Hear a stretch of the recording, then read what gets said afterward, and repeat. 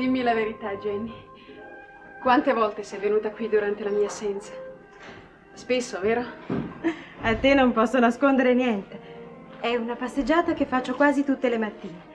Ormai ci sono affezionata. Ti tormenti ancora per lui? Non dire una parola così brutta. Di se vuoi che lo amo ancora. Ma non è un tormento.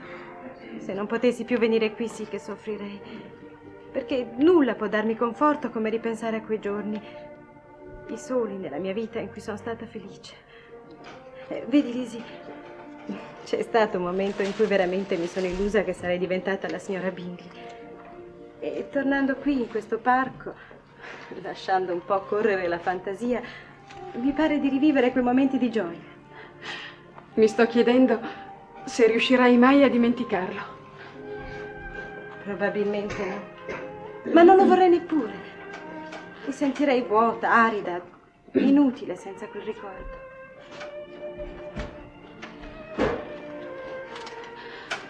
È triste, ma è molto bello tutto questo. Vorrei poter provare anch'io un sentimento simile. Deve essere meraviglioso. Basta essere innamorati. Già. Lizzy, c'è qualcuno.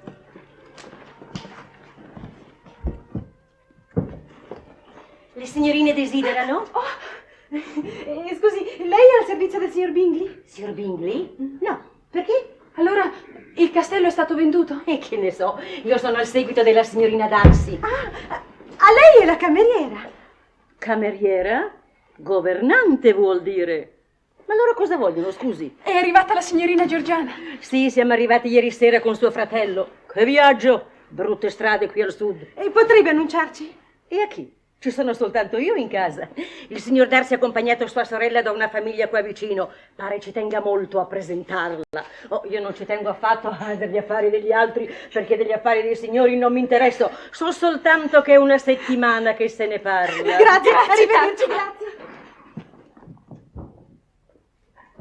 Signor, se ne sono andate. Mo, gente del sud.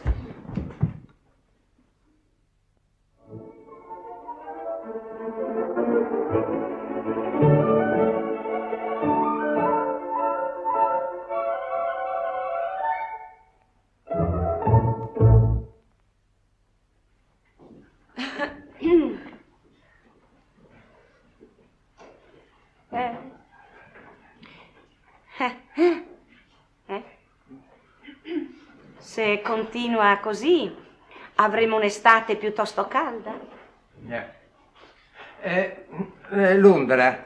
Londra deve essere insopportabile di questa stagione, vero? A me non piace mai.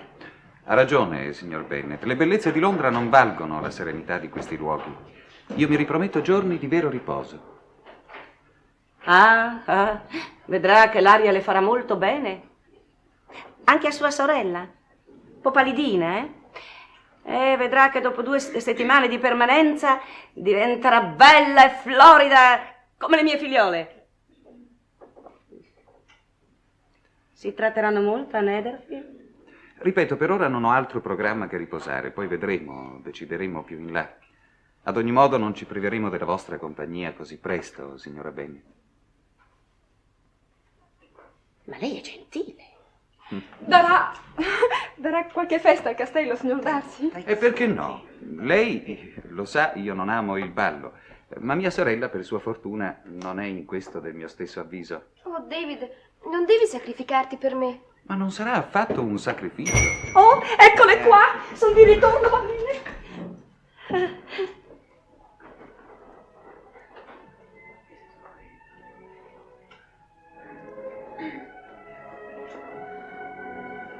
Signorina Bennet, che piacere rivederle. Buongiorno. Bentornato, signor Darcy. Desidero che anche loro conoscano mia sorella Georgiana. Si tratterà qui quest'estate e sarò felice se vorranno farle buona compagnia. La signorina Jenny e la signorina Elizabeth. Mio fratello mi ha parlato molto di loro. Anche noi possiamo dire di conoscerla già, signorina, e siamo onorati di averla nostra ospite. E quando sono arrivati? Ieri sera, molto tardi. Mi permetta di dirle, signor Darcy, che sono un po' sorpresa di vederla qui. Qui a Longbourn, voglio dire. E perché? Non le ho mai nascosto la mia simpatia per Longbourn, signorina. Oh, questo è vero. D'altronde lei ha avuto la bontà di non nascondermi nemmeno le sue antipatie. Lizzy, tocca a te fare gli onori di casa, sei la maggiore. Vuoi offrire una tazza di tè alla signorina Darcy? Sì, certo. Signor Bennet, lei ama la pesca, non è vero? Ma non credo che si possa parlare di una grande passione. Strano. Visto che non ha mai pescato in vita mia. Eppure sarebbe il passatempo ideale per un temperamento riflessivo e pacato come il suo. Dovrebbe provare. Crede? No, ne sono convinto. E se vorrà essere così cortese di venire a Netherfield, le indicherò i punti migliori del lago. Dovrebbe però avvertire i pesci della mia imperizia. Ho portato da Londra delle ottime lenze che naturalmente sono a sua disposizione. Lei pensa a tutto. Grazie. Grazie. Credo che finirò con l'accettare. Se non fosse per lei, io correvo il rischio di morire senza conoscere la mia vera vocazione. Hai sentito che darà delle feste a Netherfield? Ma cosa vuoi che me ne importi? Ora che la guarnigione se ne va... Soprattutto la signorina Bingley mi ha parlato molto di lei. Oh, è tanto cara, l'ho vista spesso a Londra.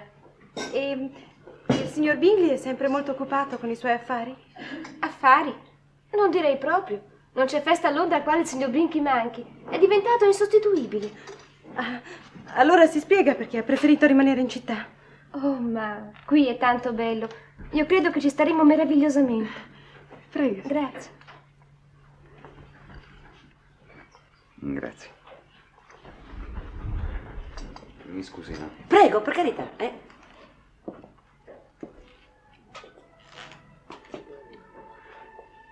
Quanto mi sembra lontana quella terribile serata di Rosing.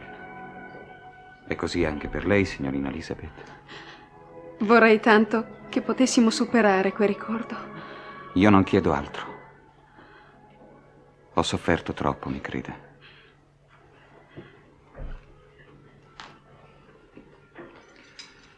Signorina Elizabeth, ho da darle una notizia che le farà certamente piacere. Oh, dica pure. Ormai cominciano a meravigliarmi più di nulla. Il mio amico Bingley e sua sorella saranno qui la settimana prossima, miei ospiti. Sì, l'ho convinto che un po' di riposo avrebbe fatto bene anche a lui. Bene. Lei ha proprio pensato a tutto. Ma farà ancora più piacere a mia sorella. Jenny, hai sentito? La signorina Bingley e suo fratello torneranno a Netherfield. Me lo stava dicendo adesso la signorina Darcy. Sei contenta? E siccome penso che anche loro avranno piacere di rivederle, fissiamo fin d'ora che sabato pomeriggio manderò la carrozza a prenderle. Sarà veramente simpatico ritrovarci tutti insieme.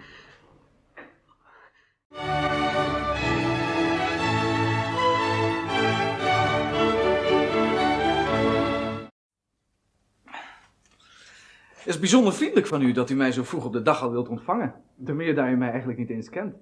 Maar vanaf het moment dat Darcy mij vertelde dat ik hier juffrouw Elizabeth zou kunnen ontmoeten, heb ik geen moment rust meer gehad. Ik moest en zou haar zien. Oh, ze zal het zeer op prijs stellen zich met u te kunnen onderhouden. Ze heeft ons dikwijls over u gesproken. Oh, Lizzy. Lizzy, hier is een kennis van je. Meneer Bingley. Juffrouw Elizabeth. Het lijkt wel eeuwen geleden sinds ik u voor het laatst heb gezien. Meer dan 8 maanden. Vanaf de 26 november, weet u nog wel, dat wij met z'n allen dansten te Netherfield? Dat bent u dus nog niet vergeten. Vergeten, het was de gelukkigste tijd van mijn leven. Hoe zou ik daarvan het kleinste kleinigheidje kunnen vergeten? Hoe is het met uw familie? Met uw zusters? Met Jane? Trouwens, met alle te Longbourn. Lydia logeert op het ogenblik in Brighton. En Jane... Ja? Jane heeft het voorjaar in Londen gelogeerd. In Londen? Daar was ik ook in die tijd. Dat is mij bekend. Maar waarom heeft niemand mij daarvan in kennis gesteld? Ik zou het bijzonder op prijs hebben gesteld als ik onze kennismaking zou mogen hernieuwen in Londen. Het is toch niet zo dat mejuffrouw Jane wist dat ik in Londen verbleef en dat ik nagelaten heb haar daar te bezoeken? Nee, meneer Bingley. Niemand die uw vriendelijke natuur kent zou zoiets van u kunnen denken. Ik dank u, juffrouw Elizabeth, ik dank u. Het is bijna 12 uur, lieveling. Ik geloof dat we het beste maar even naar buiten kunnen gaan, hoor. Ja, dan kunnen wij het rijtuig van meneer Darcy horen aankomen. Oh ja, Lizzy, dat is waar ook. Er is daar straks een brief voor je gekomen. Brief van Jane? Dank u, tante. Ja, Daar is het rijtuig. Ja, zie je wel. Meneer Darcy met een jonge dame. En waarschijnlijk zijn zuster, nietwaar, meneer Bingley? Inderdaad, ja, dat is mevrouw Georgiana. Ik ben maar een armzalig hengelaartje, mevrouw Elisabeth. Ik vang nooit wat, ik ben een beetje te ongeduldig, vermoed ik. En ik hou zo vreselijk veel van babbelen. Ik zou het bijzonder op prijs stellen als ik u gedurende de dag nog even zou kunnen treffen om een beetje te praten over Longbourn. Waarschijnlijk is dat alsmaar zwijgend vissen voor u ook niet alles. Lizzy, kom je? Wilt u tegen meneer Darcy zeggen dat ik dadelijk bij hem ben? Goed, ik zal het doen.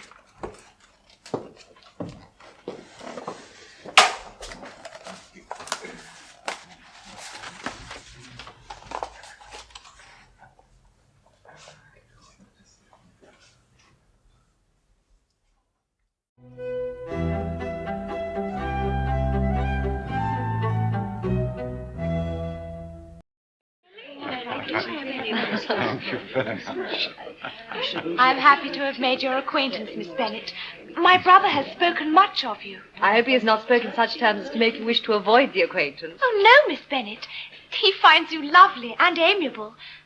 He is always saying so. And I endorse everything he says. You know, Miss Darcy, in the county of Hertfordshire, Miss Bennet and her sisters are universally acknowledged to be without rival for their beauty, amiability, and wit. I can believe that. You overwhelm us, sir. I speak only the truth, Miss Elizabeth. Tell me, Miss Elizabeth, it's been far too long since I had the pleasure of seeing you. We have not seen each other since we were all dancing together at Netherfield. Tell me, are all your sisters presently at Longbourn? Presently, yes. But you know perhaps that my elder sister was in London for 3 months. London? How could this be? How could this have escaped my knowledge? That I have no idea, sir. I know that Jane corresponds with your sister.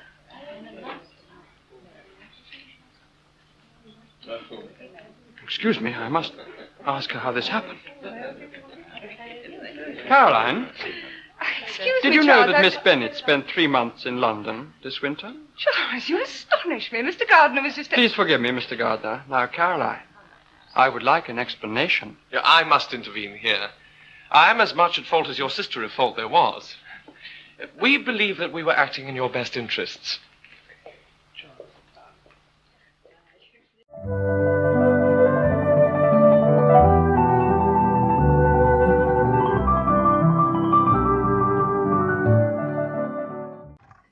Mr. Wickham does not find favour hereabouts, Eliza. They say he leaves debts wherever he goes. I have not heard that rumour. No amount of warmth will remove these creases, Aunt. Be patient. But I know this dress well. I wore it often enough at Rosings. It was not grand enough there. And this is Pemberley. I cannot believe that Mr. Darcy would behave in a cruel way to anyone. In short, you may be very wrong to attribute virtue to Mr. Wickham and malice to Mr. Darcy. Aunt, it is true that Mr. Darcy's character is not so faulty, or Mr. Wickham so amiable as appeared to me and many in Hertfordshire. Indeed, I have reason to believe that Mr. Wickham behaved very badly towards Mr. Darcy. Why did you not tell us this? I did not wish to speak of something I had heard, but did not know for certain. Then this is a changed Elizabeth indeed. There is a curricle at the door, wife. In is all amazement at the honour of it. It has the Darcy crest. It bears Mr. and Miss Darcy. And since I doubt they've come to talk about fishing, I conclude they've come calling on our niece. Husband. Oh. Elizabeth, quickly. Oh.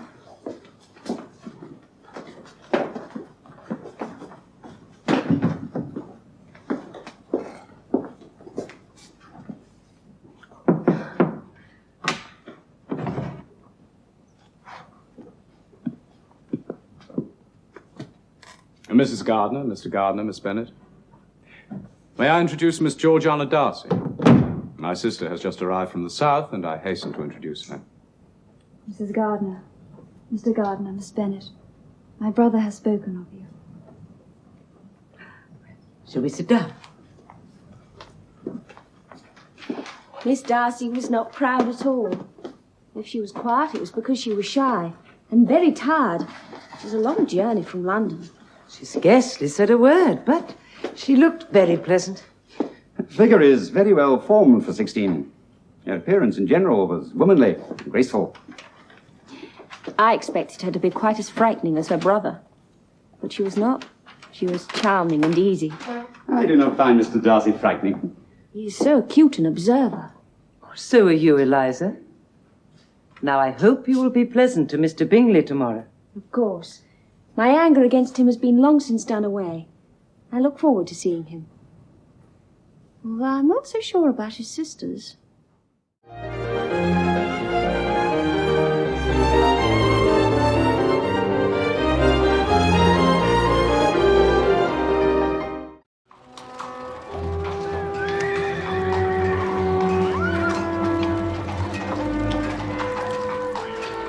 If you please, ma'am, there's 2 gentlemen and a lady waiting upon you in the parlour.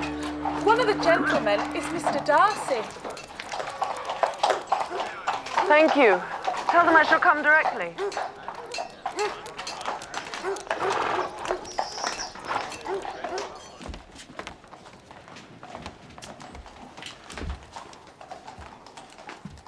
Mr. Darcy.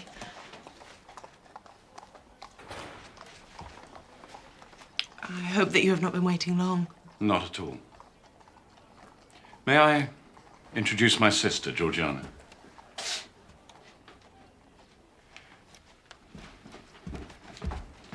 Georgiana, this is Miss Elizabeth Bennet. How do you do? Very pleased to meet you, Miss Darcy. I've heard so much about you. And I about you. Mr. Bingley is here with us, and very desirous to see you as well. He insisted on accompanying us. May I summon him? Of course, I should like to see him very much. I understand that you are fond of music and play very well. Oh, no, not play very well. I mean, but I am very fond of music. I should dearly love to hear you play and sing. My brother has told me he has rarely heard anything that gave him more pleasure. You shall. But I warn you, your brother has grossly exaggerated my talents. No doubt for some mischievous reason of his own. Oh, no. That could not be so. My brother never exaggerates. He always tells the absolute truth. Except that sometimes I think he is a little too kind to me. An ideal elder brother, then. Oh, yes. I could not imagine a better or a kinder one. Make me feel quite envious. I have no brothers at all, only 4 sisters. I should have liked to have a sister. Miss Bennet, I can't tell you how delighted I was when Darcy told me you were not 5 miles from Pemberley. How do you do? But I can see that you're well. Very well indeed, thank you. Good. Good. Excellent. And your family? Very well, sir. Yes? Pray tell me, are all your sisters still at Longbourn? All except one. My younger sister is at Brighton. Ah. It seems too long. It is too long since I had the pleasure of speaking to you. It must be several months. It is above 8 months at least. We have not met since the 26th of November, when we were dancing together at Netherfield. I think you must be right. Do you know, I don't think I can remember a happier time than those short months I spent in Hertfordshire. Miss Bennet, my sister has a request to make of you. Miss Bennet, my brother and I would be honoured if you and your aunt and uncle would be our guests at Pemberley for dinner. Would tomorrow evening be convenient? Thank you, we shall be delighted. I can answer for Mr. and Mrs. Gardiner. We have no fixed engagements. And shall we hear you play? If you insist upon it, yes, you shall.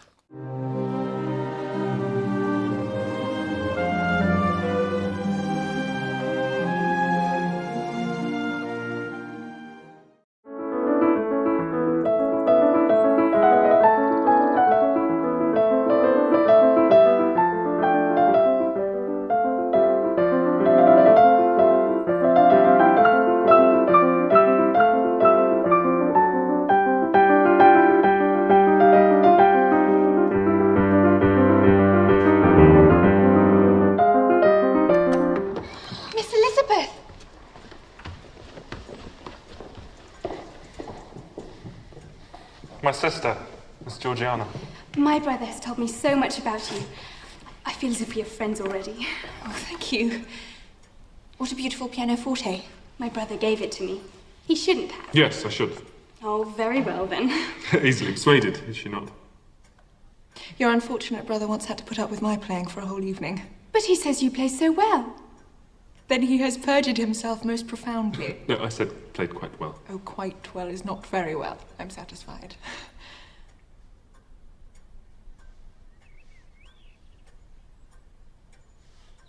Mr. Gardner, are you fond of fishing? Oh, very much so. Can I persuade you to accompany me to the lake this afternoon?